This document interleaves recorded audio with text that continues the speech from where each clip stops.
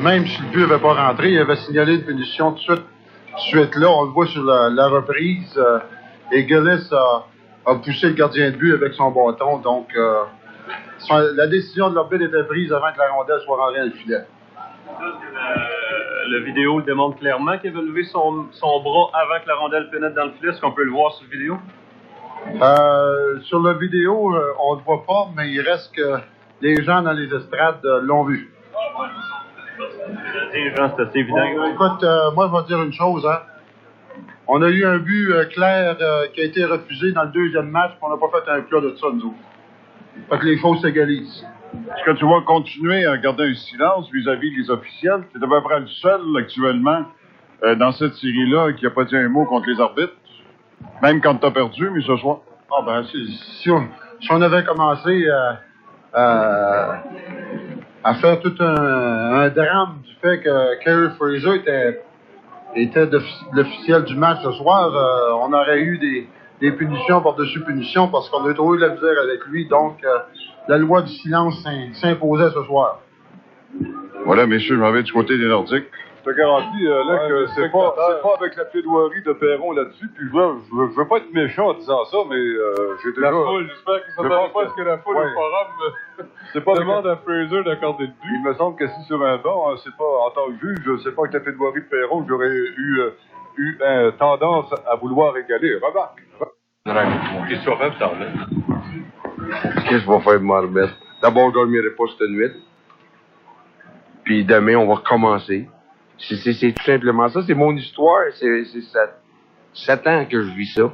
Ça fait 7 ans, mes joueurs, des Peter Stastny, Goulet, Hunter, Rochefort, ça fait 7 ans qu'ils sont avec le club. Ça fait 7 ans qu'on vit ça. Ça fait 7 ans, je le dis. Ça fait 7 ans, vous le dites. Bergeron, il se plaint.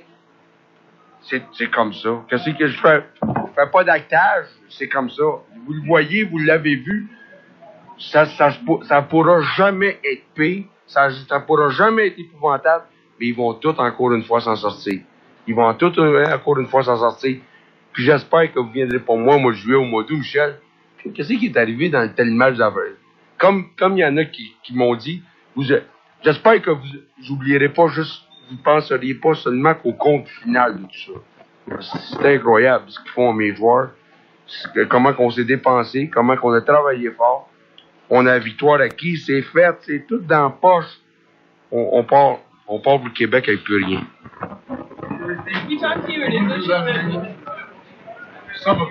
Merci, Michel.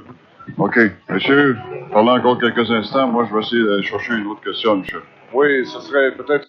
Un commentaire de votre rencontre avec M. Brian O'Neill. Faire un petit commentaire? Seulement que... Un commentaire sur votre rencontre avec Brian O'Neill. Alors, il a reconnu que ce bully-là, il était bon. C'était 3-2, et puis, comme d'habitude, human mistake. Qu'est-ce que vous pouvez faire comme gouverneur de la Ligue nationale de hockey, vous, là, ce soir? Pour une partie, comme telle, on ne peut rien faire, sauf que pour le futur, ça nous permet d'entamer un paquet de procédures qui vont améliorer ce désordre incroyable. J'espère que vous gardez ces vidéos-là pour aller aux assemblées. Ah oui, puis ça ne ira pas dans les archives. Ça va rester dans les...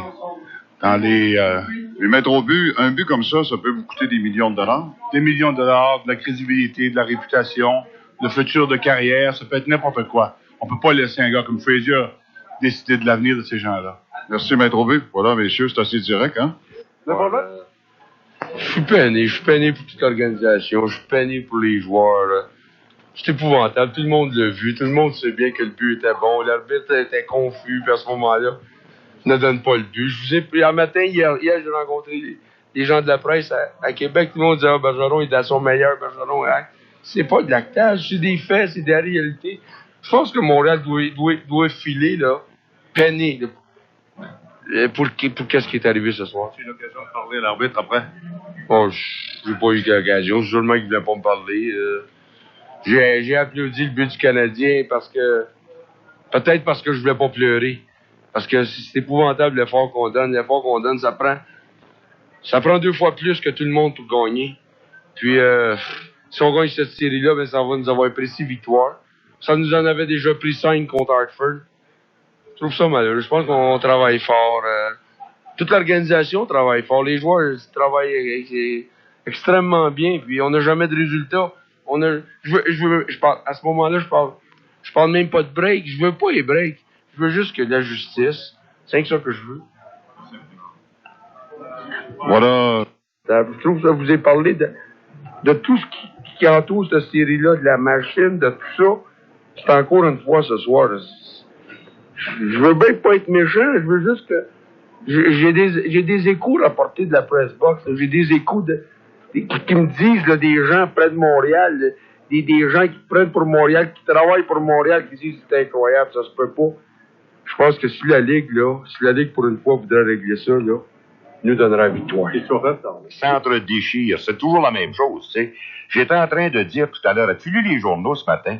Oui, j'ai tout ça devant moi. Je suis parti avec le plus gros, OK? Le Journal de Montréal. Oui. 300 quelques mille copies, presque 400 000. Les Nordiques accusent l'arbitre. Okay? Les Nordiques accusent l'arbitre alors que dans le Journal de Québec, la même compagnie, oui.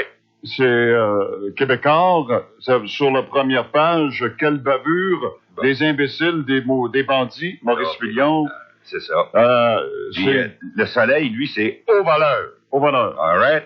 Et la presse qui a au moins enlevé ses 2 pages sur Gaston Marcotte, pis ses doléances sur la violence au hockey pis n'importe quoi, là. On peut douter. OK?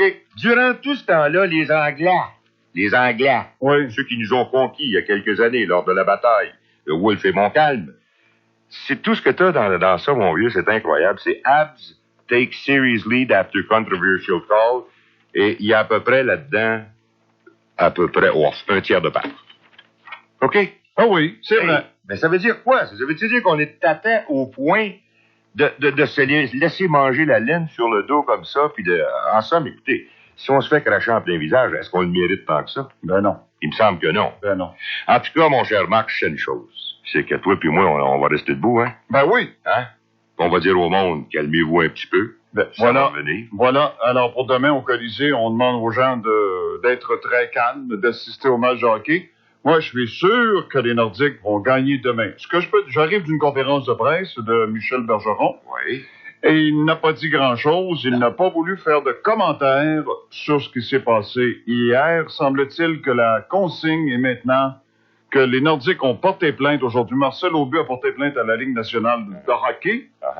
Et maintenant, Aubu a demandé à ces hommes de hockey de s'en tenir au hockey et de se limiter dans leurs commentaires. Et aujourd'hui, Bergeron, à 4h30, aujourd'hui, a parlé du match de demain. Seulement. C'est la meilleure façon parce que hier, je te disais qu'éventuellement, si ça crie trop, que ce soit Aubu, que ce soit Bergeron, ça va se revirer contre eux autres. Je demeure sur mes positions là-dessus. Il y a 20 autres